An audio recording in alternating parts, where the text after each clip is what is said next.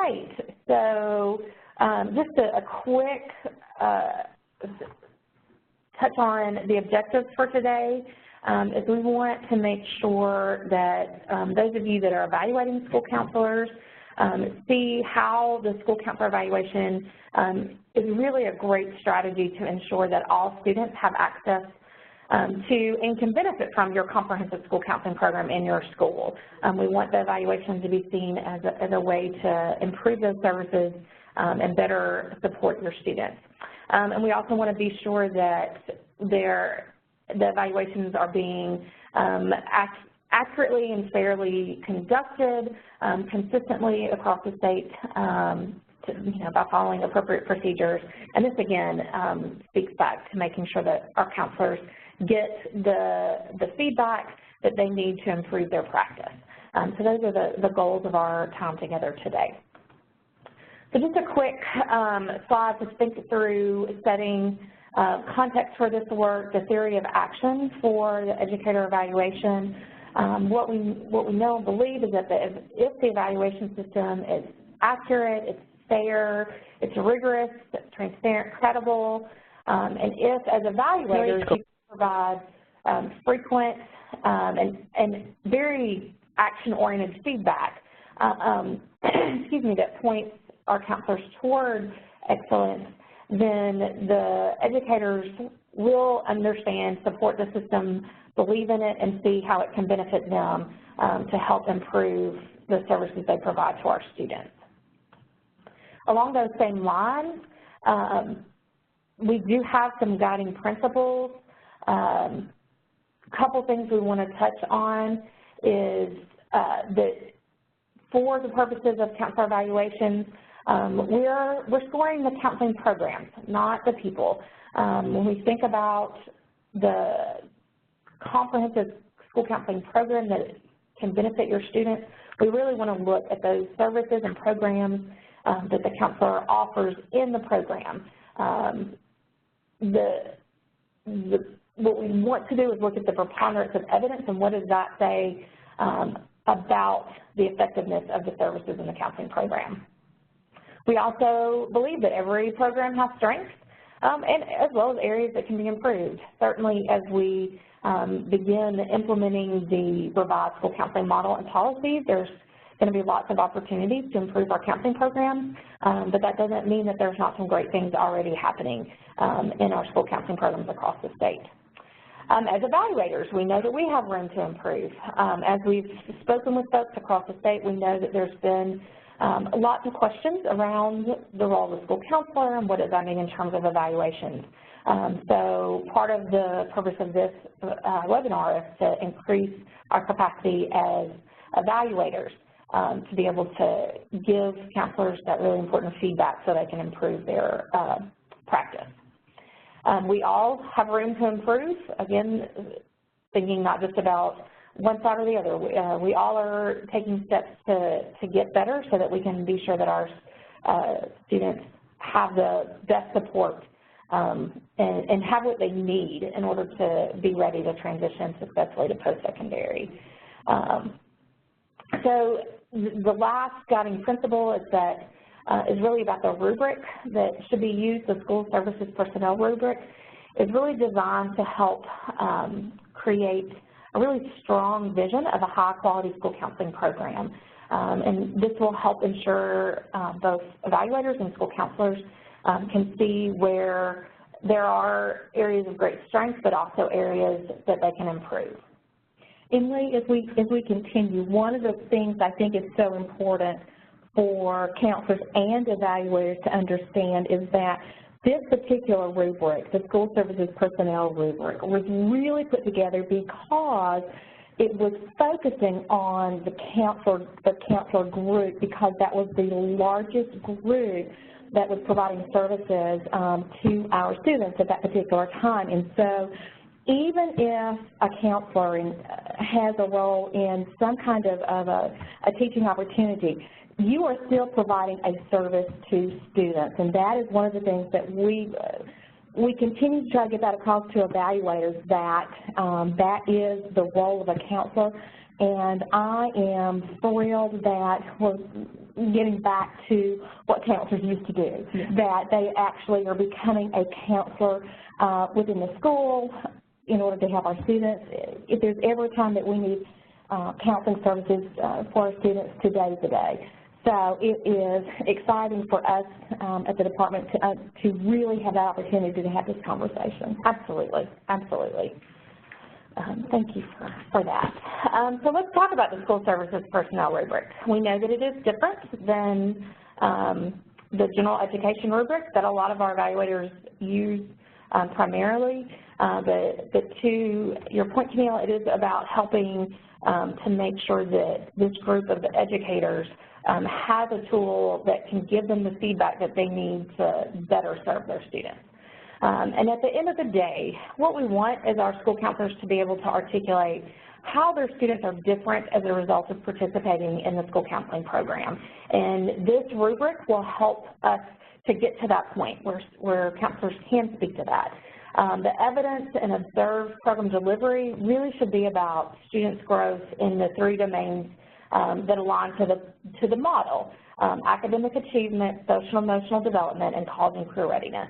A strong comprehensive school counseling program will impact all 3 of these areas of development within all students.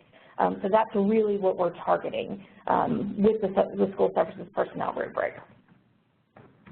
Just a quick comparison, and I'm not going to read all of this, but I do want to just point out there are some differences. So just in title alone between the school services personnel rubric and the general educator rubric, where teachers are very familiar with the instruction rubric, it's commonly referred to as that. With the school services personnel rubric, it's about delivery of services. Yes, instruction is part of those services, but it's certainly not the totality of that.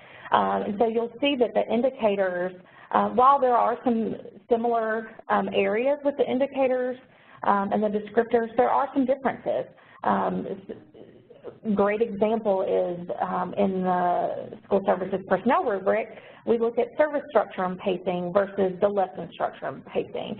Obviously, when you're thinking about services, you're covering a larger, broader group of activities and planning opportunities, but there still needs to be some structure to the programs and services offered as a part of the counseling program. So we do want to acknowledge that, and we want to see if that's an area that we need to improve in. Thinking about how the counselor uses communications and consultation to better serve their students. It's a little bit different than the questioning and feedback you would see on the instructional general educator rubric. Some more similarities and differences when we talk about planning. Again, when we're talking about planning of services, this is a broader category of work. Planning of instruction, well, certainly teachers do a lot of planning every day throughout the year. When they're being observed, it's usually tied to one particular lesson or one particular outcome. Planning of services is much more broad than that. So we think about their scope of work, what kinds of activities and programs are being included in the counseling program, and is that appropriate to meet the needs of all the stakeholders: students, parents, teachers, administrators. As far as analysis of work product, that's different from student work. It could include student work and evidence of that, but there could be a lot of things that fall into that work product. There's a lot of actual physical deliverables that counselors will have, but then there's also other deliverables that are a little bit harder to quantify, but all of that is part of the work product of a school counseling program. And finally, really importantly, we want to make sure that we're evaluating the counseling program so that we see what works, what doesn't, and use that information for planning for the next year. The environment and professionalism rubrics are virtually the same. So those of you that feel very comfortable with those and the environment and professionalism around your classroom teachers, you're going to find the same indicators, the same descriptors in those as well. The big difference would be an environment. Obviously, the school counselor in many cases does not have a classroom, a physical space. They may have an office they may be on a cart. You know, their environment is the entire school. So what are they doing physically to create a positive learning culture and school environment, but then also programmatically, what are they doing to impact that? That's really where we see a difference between the school services personnel rubric and the general educator rubric. And that's one of the things as well when you're talking environment, because you guys have different stakeholders. You have a lot more stakeholders. So when you are setting up the culture for respectful culture, you know, expectations, you're dealing with a lot more stakeholders than just a classroom teacher. So setting that environment and those expectations is huge with this particular rubric. Great. Okay, I've got some notes. Somebody couldn't hear. Oh, I'm sorry. No. Overall, they couldn't hear. I want to make sure everybody's good. If you're seeing the slides go by, well, I guess if you can't hear me, say, can you hear me now? You can't send me a message to say you can't hear. But if there are any issues, please send us a quick note, and we'll try to address any technical issues that may be coming up throughout the webinar. All right, so let's look at who uses the school services personnel rubric. It's obviously not just for counselors, or maybe it would be called the school counselor rubric. This is a larger group of educators who are serving students in a different capacity than those that are providing direct instructional contacts rather. So we've got obviously the school counselor, the audiologist, social worker, psychologist, speech language therapist, and really anyone else who is serving students more so than not really providing that instructional contact. So I want to dig a little deeper in why this is important for counselors to be evaluated with the school services personnel rubric. We know that certainly delivering the counseling curriculum is an important piece of the counseling program. However, it does not reflect the totality of the counseling program. We have heard, as we've talked about, implementing the model across the state. You know, so in some schools, counselors are teaching classroom guidance all day long. And while I understand why that has occurred in some places, that is not a comprehensive program, and we're really moving to making sure all of our students have access to a comprehensive school counseling program. And if a counselor is teaching classes all day, they don't have the opportunity to meet the varied needs of all of these stakeholders that Keneal mentioned. We've got to utilize lots of different strategies, and so just looking at what a counselor does in the classroom really does not give them a full depth of feedback to improve their practice. So we want to be sure that we're giving them an opportunity to really look at the totality of their program and how they can improve their services. And along those lines, a lot of folks don't realize that for school counselors, they do not have an instruction background necessarily. Those that may have been classroom teachers before certainly do, but our preparation programs are not, that do not include that in those instructional techniques and pedagogy. So we want to be sure that we're evaluating them fairly and on things that they've been trained and expected to deliver in terms of supporting their students. Another piece that we want to clarify is that all observations are announced and scheduled. There are no unannounced evaluations, observations for school counselors or really anyone using the school services personnel rubric. Part of this is because of the nature of their role, giving counselors time to prepare evidence so that they can share with their evaluator is important, and so we want to be sure that they have an opportunity to do that. The observation is a little different. It's not necessarily just an observation. We use the phrase, or have used the phrase in the past, observation conversation, that really when it comes down to that one-on-one time between the evaluator and the counselor, it's a conversation where the counselor has an opportunity to present evidence to explain how their students are different as a result of their counseling program, back to that kind of essential question there. the other piece to that is that really as an evaluator, you can observe your counselor delivering services all day long, every day. And so, you know, it's very feasible to say, you know, that when the evaluator sits down to have that conversation, that they're bringing in evidence when they've observed counselors, perhaps in a classroom, perhaps in a large group, school-wide activities, perhaps they've seen a counselor meet with a parent, sit down with a teacher, they've seen them present at a faculty meeting, they've seen a counselor interact with students. All of those experiences are part of the counseling program. So anything that the evaluator has seen really could be evidence that could be included in the professional evaluation. So it's important to know that it's a different process. And certainly as evaluators, we want you to observe your counselors, but we want to just make sure that we're getting a more representative picture of the entirety of their program. The suggested practice for this would be a brief 5 to 10 minute pre-conference, spending about 30 to 45 minutes during the evaluation conversation. I will say when I was evaluating school counselors, we went much longer because we asked lots of questions. So there is potential for that to go longer. So I would encourage folks to set some boundaries and some time limits so that most of us don't have several hours to sit and talk about the things going on in the counseling program. But then we'll follow that evaluation conversation up with a 15 to 20 minute post-conference. And Leigh, one of the things I want to add as far as the post-conference, anytime you can bring student work to that conversation, that is a huge benefit, not only to you to say this is, you know, this is how it's impacting students, but also to the evaluator, because those are pieces that even in working with teachers in the instructional rubric as well, the focus is on student achievement. So how are you affecting students?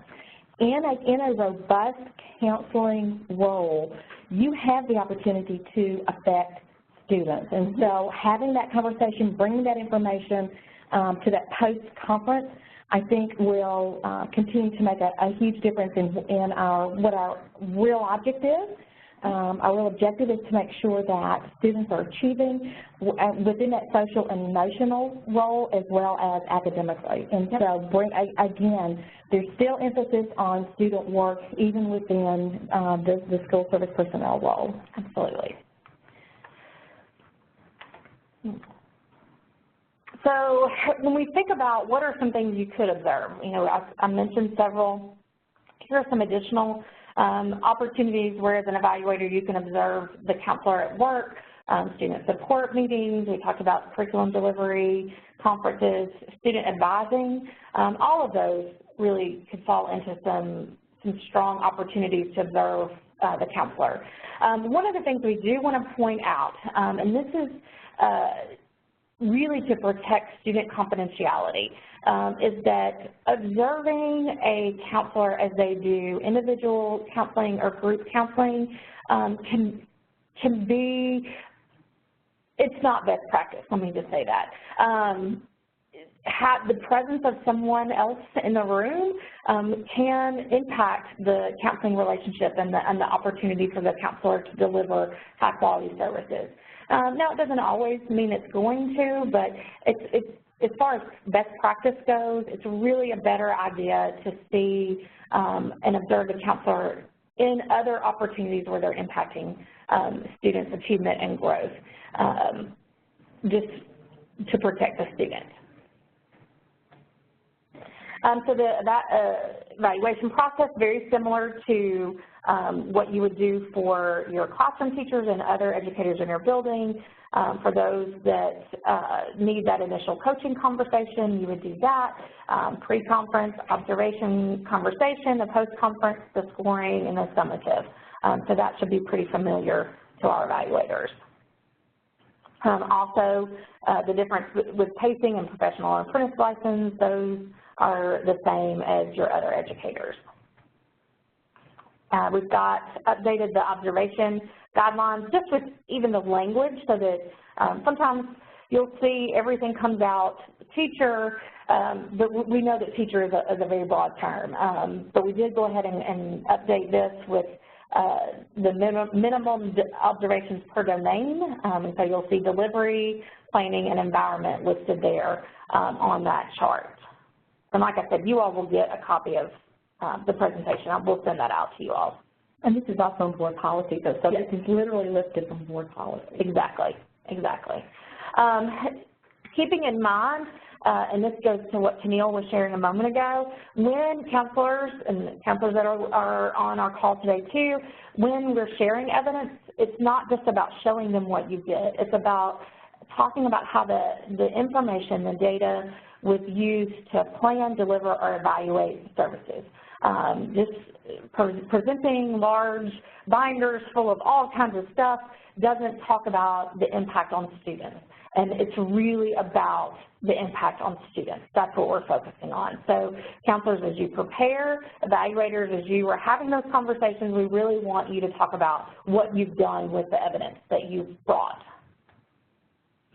So lots of examples of evidence could be included, and this is by no means an exhaustive list, but you could have things like surveys, evaluation, career interest inventories, discipline reports, progress towards meeting program goals, action plans that are part of the new model, intervention plans, their post-secondary plans, behavior assessments, agendas, individual student work, and group session outlines. All of those things are examples of evidence that a counselor might share as they talk about how they either planned, delivered, or evaluated their counseling program.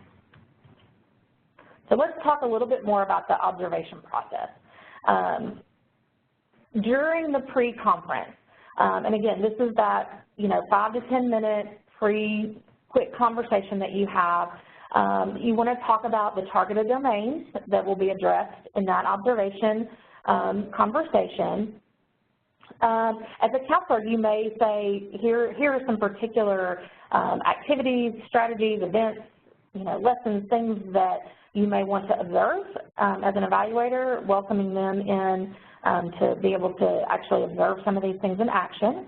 Evidence that the school counselor should prepare to share. So as an evaluator, thinking through if there's something in particular that you would like them to be prepared to talk about as it relates to those domains. It's important to share that with them now. And then also discussing the roles and responsibilities of the school counselor. As we are implementing, working to implement the new model and standards, we are hoping to see more consistency around the roles and responsibilities of the school counselor. But we know that there's a wide array of work that counselors are doing in their schools right now. So we want to be sure that we are giving our counselors an opportunity to speak to what they have an opportunity to do. We can't penalize them if they're not meeting a particular indicator if they've not been given the opportunity to do so. So it is important to talk about those roles and responsibilities during the pre-conference. Again, I've said this several times and probably will say it several more. You can observe the counselor delivering their counseling program in a lot of ways throughout the daily school operations, so that can be utilized. Know that the collection of evidence will be continuous, that there are things that will be ongoing from that. And the program management agreement, so for those of you that haven't heard a whole lot about the implementation of the model yet, you will have an opportunity to learn more about the program management agreement, but there is included in that document that an administrator and a counselor complete at the beginning of the year, a place to talk about when we're going to do these evaluations, what domains are going to be included for each one, so it allows for planning. All right, for the observation conversation. These are questions that you can share with the counselor ahead of time so that they can prepare and pull the evidence together.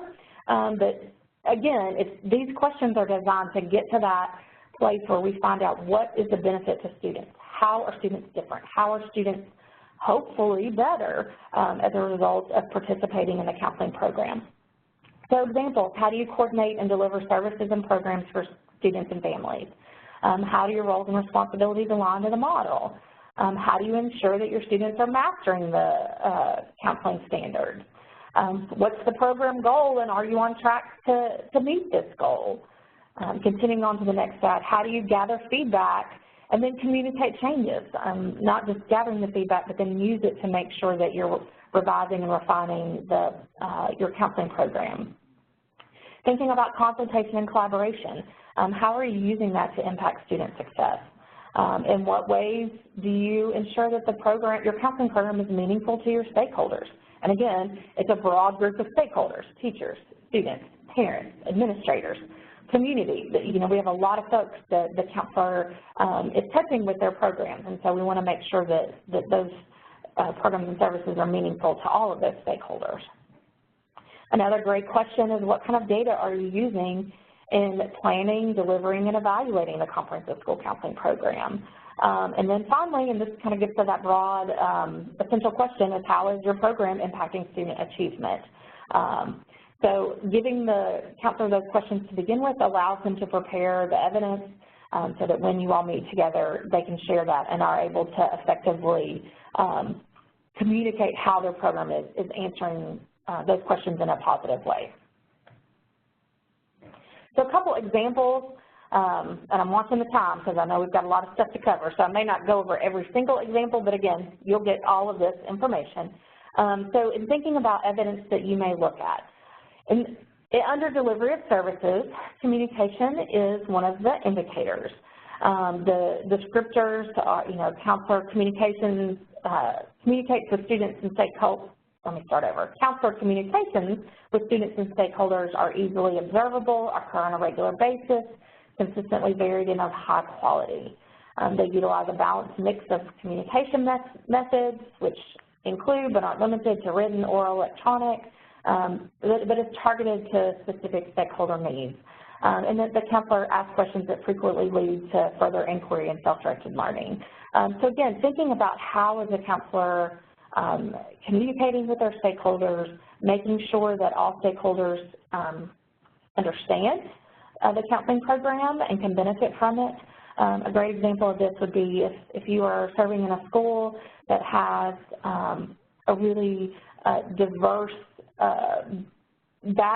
population with lots of different languages spoken, how is the counselor considering that when they think about their program? Are they communicating in varied languages? Are they ensuring that all students can access the program? Are they considering cultural backgrounds that may go along with the different languages that may be utilized with their families? So being able for the counselor to communicate, here's how we're making sure that all students, all stakeholders can participate in the program. Leigh, it was really interesting when you started that, because that was one of the things I wanted to make sure that we all have a better understanding, regardless of the role that we play within our buildings, that we have such a diverse group of students within our buildings.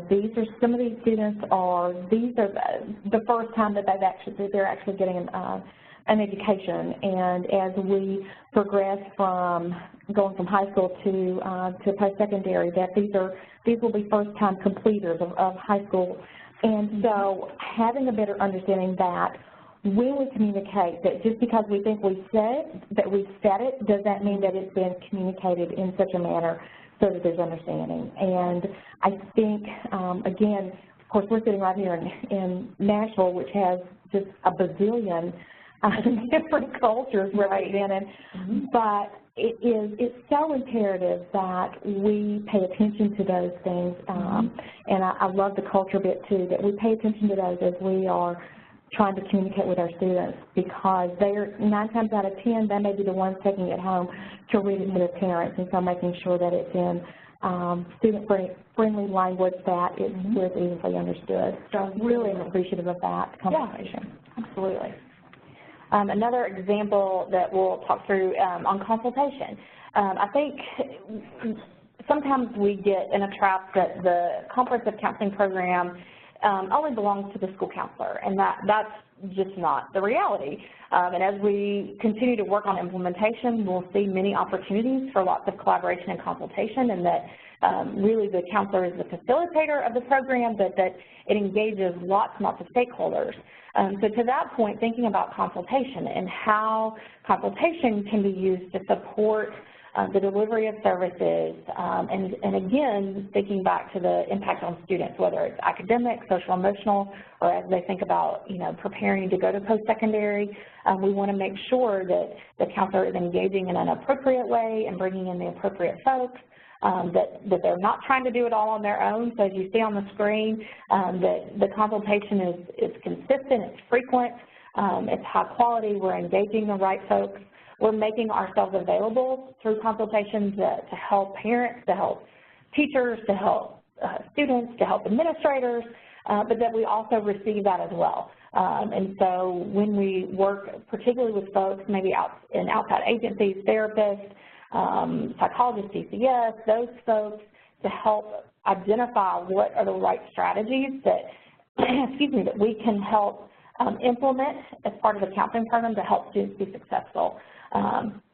That's really what we're looking at in terms of consultation, that we're not, obviously we want to respect our students, and so we're focusing on the target at hand, that really when we are providing information or getting information that it's really about helping student-specific needs, and that it's not just kind of the one and done, that there's a continuous nature of consultation with all of our partners and all of our stakeholders, so that we can continually monitor and see how the student is progressing for the student's benefit, but also to improve the quality of the programs and services that are offered as part of the counseling program.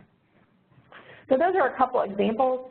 Again, there's a few more that are included, but we'll continue to share those and to give you guys more feedback on what each of those indicators looks like in terms of the model, the revised model that's being implemented. And thinking about planning, one thing to point out is that when we're talking about planning your counseling program, we're talking about the whole program, the totality of the program. So it's really on the whole year, and what the counselor has done, what data they've used, how they have used feedback from all stakeholders, the work products, whether they be students, teachers, parents, administrator, looking at the evaluation of services and programs, how they've assessed their effectiveness. All of that is built into a yearly or annual plan. And so when we're looking at their planning, at that planning domain, the focus of that should be not necessarily one particular piece of the program, but the total program instead. What this could look like if you're doing planning twice is that the first time you review the plan and talk about how is it developed, talk about the data, ask about feedback and how all of that went into developing a strong counseling program that is really student-driven based on their needs and has opportunity for stakeholder involvement. The second time you come back and you review, how are we doing on that plan? How well are we implementing it? And then how are we using feedback along the way to revise and make sure that our services are impacting our stakeholders' needs as they change, because we know that they will. So what opportunities are there for receiving that feedback, and then how is that used to drive improvements and revisions in the yearly counseling plan? When we think about the environment, as I mentioned before, these are the same as the general educator rubric. The descriptors are very similar. We've talked about the difference with environment is thinking about their workspace and interactions on a larger scale, that it's not necessarily a physical classroom. While, whether a counselor has a classroom or office, certainly we want that space to be inviting and welcoming and built around creating positive interactions with our stakeholders, but we know that from a larger lens that it's really about how is the counselor contributing towards a positive learning environment and school environment for all of the stakeholders that we serve. So evidence around environment and under managing student behavior, thinking about how does the counselor work with students to develop clear rules and expectations for their behavior. While obviously it would be inappropriate for a counselor to administer discipline because that compromises the student-counselor relationship, working with that student to help make sure they understand what's expected, to give them new strategies for managing their behavior, that absolutely contributes and would be evidence of managing student behavior. Also, attending to disruptions, using a variety of techniques, keeping, again, looking at what's happening with students and how can the counselor support the student to make better choices that create a more positive learning environment. All right, so we've spent some time with the pre-conference. We've talked a little bit about the evaluation conversation. Now we're going to talk a little bit about the post-conference. The format is just the same as it is for your general educators, for all the folks you get to evaluate. The 4 parts are the introduction, the reinforcement, the refinement, and then the sharing of scores.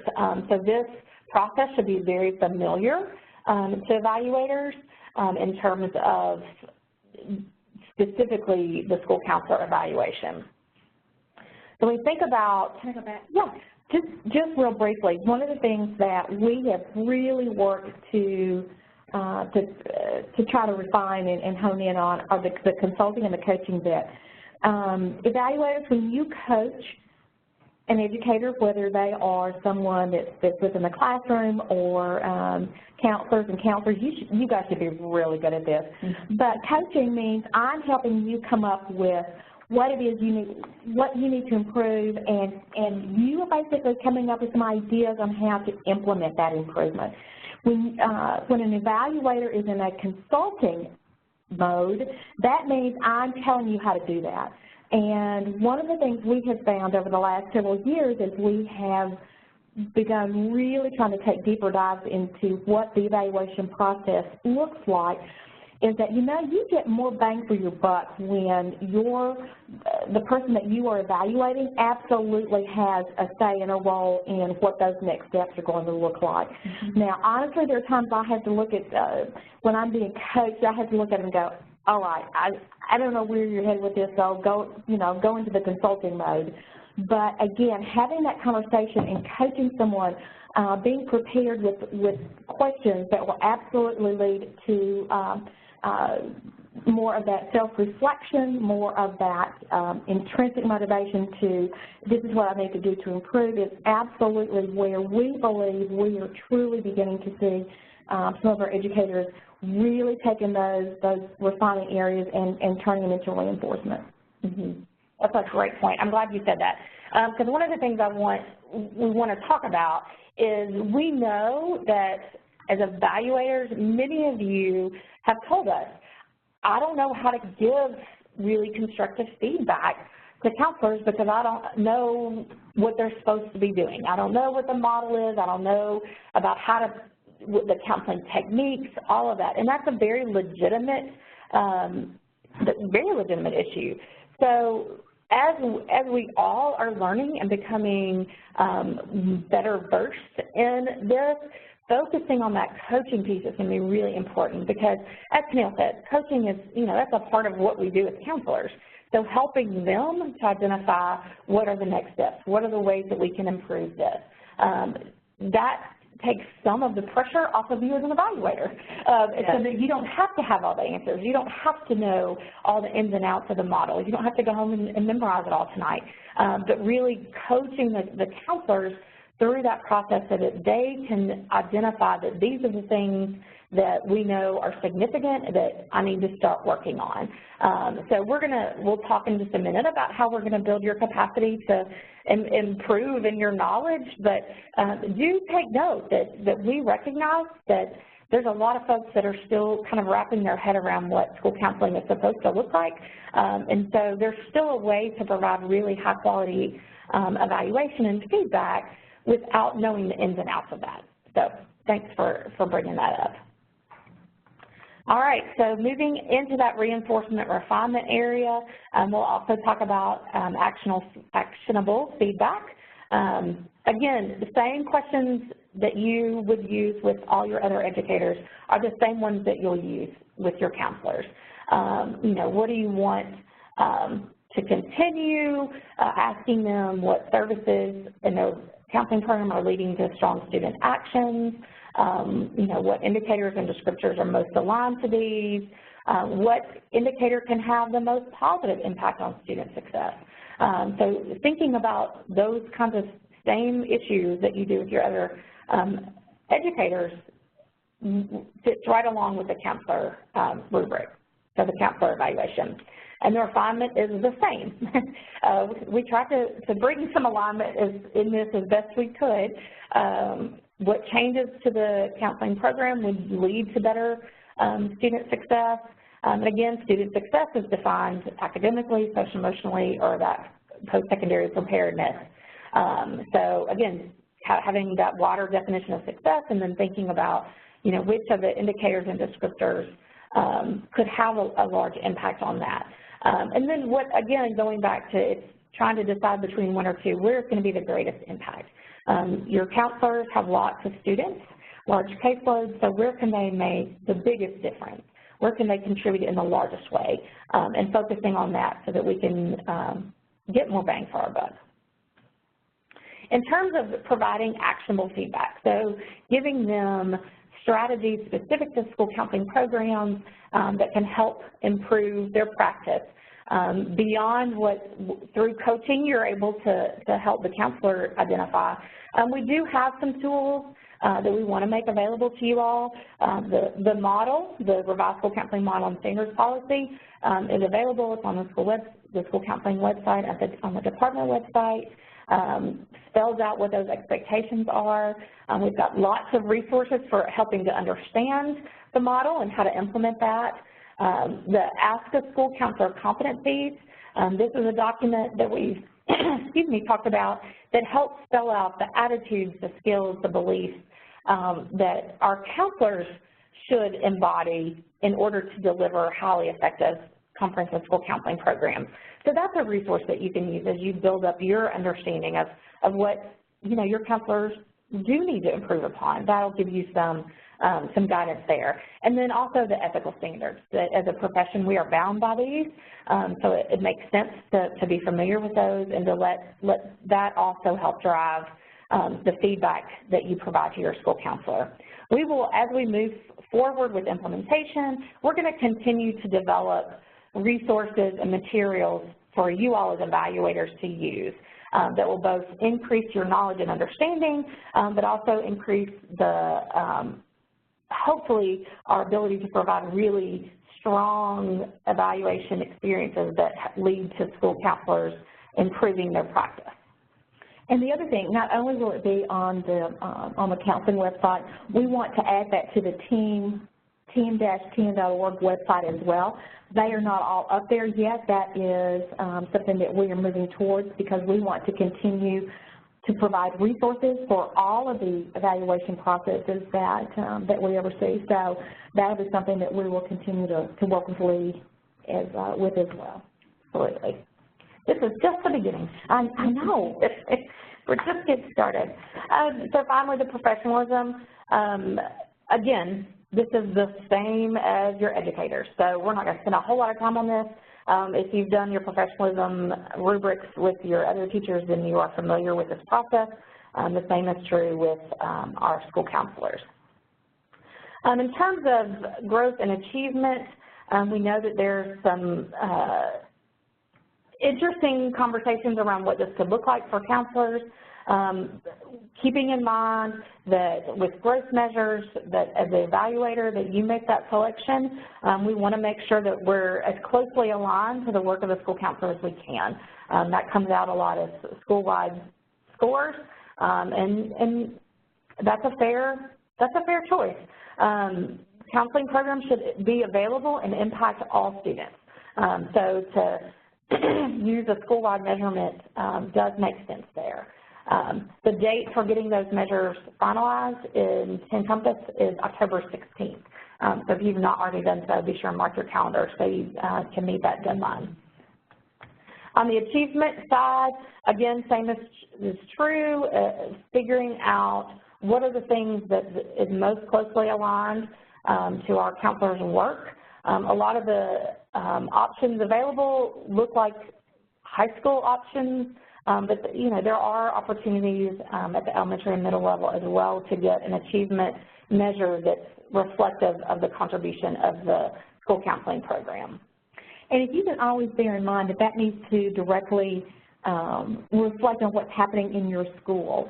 We do have some who try to do district-wide, but it's really what's going on in your school, what impact do you have on the students that you are seeing on a daily basis and that you're working with on a daily basis. With the achievement measure, again, like everyone else, it should be something that's mutually agreeable between both the evaluator and the counselor. If there is any kind of disagreement, then it defaults to the counselor making that decision. There is more information available on the Team 10,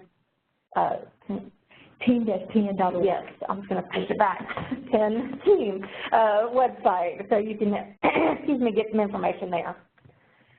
Excuse me. For processes with Encompass, we've got the links there. We've got the support email address, excuse me, available to you. Please take advantage of those guides and those resources because that can be very helpful and answer a lot of questions that you have in terms of evaluating not only your school counselor but all the educators that you're responsible for evaluating. In terms of your summative conference, again, looks very similar to what you've done with everyone else, so this shouldn't be too different. It should be pretty easy to implement, talking about the professionalism scores, the qualitative data, the quantitative data, and then, any kind of conversations that you want to bring in around professional learning and professional growth.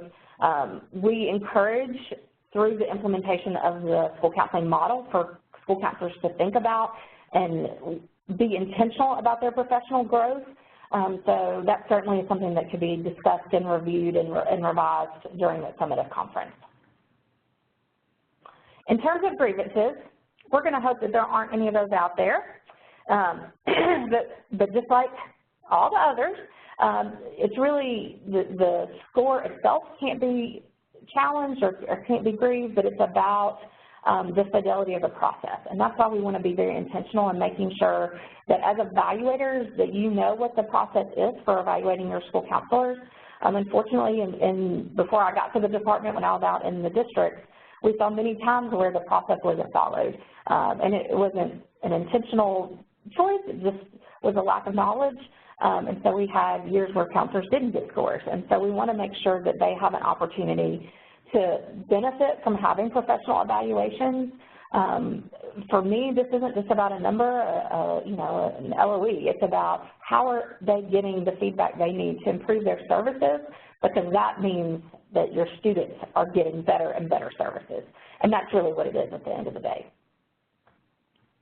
You can get additional policy information at there's the team-10.org site, the team update newsletter that goes out. They've got a great email that you can send questions to. We also, okay, I'm going to stop and take a break. Excuse me, a breath. Before we wrap up, Sam, do you have anything else you want to add? Well, I really want to urge everyone to go to the team update and to subscribe to that. On the team-10.org website, there's the opportunity for you to become a part of the listserv. The team update is one of the ways that we have to reach as many people as possible.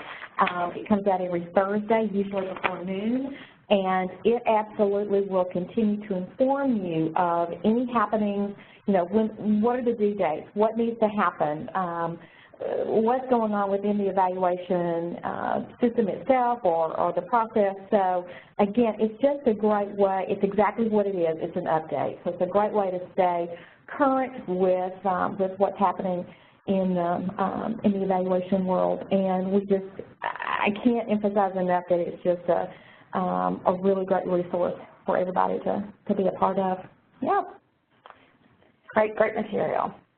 All right, so the key takeaways that we want you all to be able to walk away from, particularly around the evaluation with planning, is that it's an annual plan, not a particular lesson plan, that the evaluations really need to reflect the totality of the counselor's implementation of their counseling program, that we're focusing on the large picture there, that they may have different data. Part of the implementation includes doing needs assessments that are more specific to the counseling program.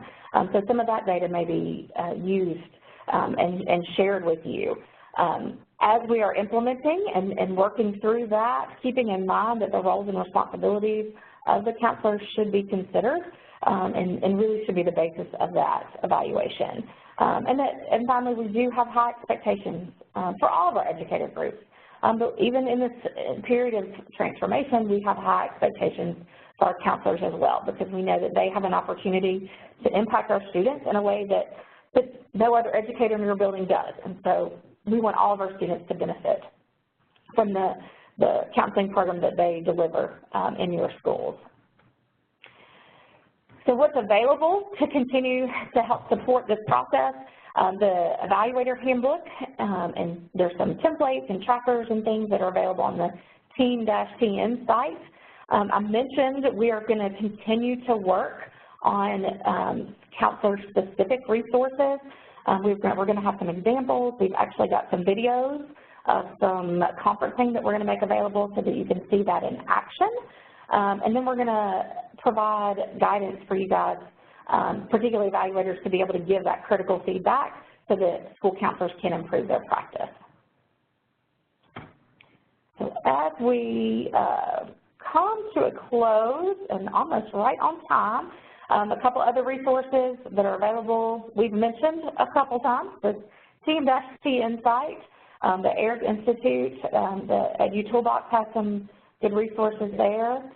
We've given you some contact information. Obviously, Keneal and I are available to help and support you guys as you're thinking about evaluating your school counselors. We've got emails that you can reach out to us for. If you can't get us at our emails, you've certainly got the team.questions and school.counseling available to you. And that's it. We haven't had any questions come through. I know we've delivered lots and lots of information, talking. Oh gosh, okay, there's one really long one. What we may do is address some of these, because that's a situation specific. It was mentioned that data should be from services where a counselor was working with students. What about those services under student support services? That data is valid as well. So again, it doesn't have to be, when we think about implementing the program, we know the counselor doesn't have to physically deliver all aspects of it. So if, you know, if a counselor is working with a student support team or consulting with a school social worker, that data is as valid as the data that you gather from working directly with students. Yeah, that's still, I mean, that's still student data, so it's absolutely valid. Yep, absolutely. All right, so our other question, we'll come back and we'll address that with you individually so that we can make sure that we're accurately giving you that information for that situation. Thank you guys for tuning in. I hope that you were able to glean something new and different and that you feel a little bit more confident about evaluating your school counselors. We know that you all do, as evaluators and as counselors, do really important work to help impact our students. And at the end of the day, that's what we're here for. So thank you for what you're doing now and how you will continue to support your school counselors through their professional evaluation. And Leigh, I want to thank you for the opportunity to work with you. Leigh and I have been working behind the scenes. We have, and you will probably find out more about this as well, but there's a guidance document that we have worked to put together for evaluators. That's on the team website as well. But we both believe this is important work, and I personally am excited to continue the conversation and to continue the collaborative piece that we have going. So thank you, and thank you all again for joining us today. And I want to say, and I've said this before, but she doesn't hear this because she's not on the road with me, but I talk a lot about how wonderful it is to work with Camille and how much of a champion she is for school counselors. She gets it, she knows how important our work is, and she wants to make sure that as school counselors we're having the opportunity to impact students. So to you publicly as we sit in a room looking at a speaker on a phone, just to appreciate your commitment to helping us do this important work. Again, we hope everybody has a great day. We'll be posting this information. We'll send it out in newsletters and on websites and all that good fun stuff. So let us know if we can do anything else to support you. Have a great afternoon.